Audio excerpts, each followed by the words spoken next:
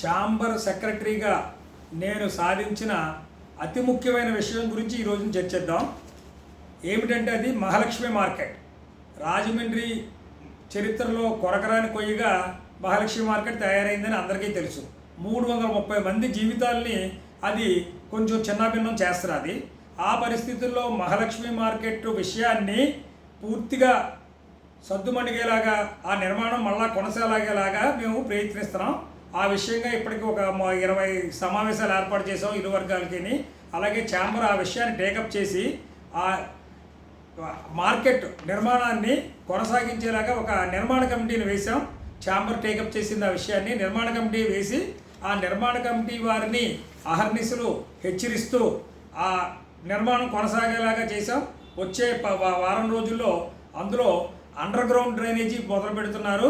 అది నాకు చాలా సంతోషంగా ఉంది.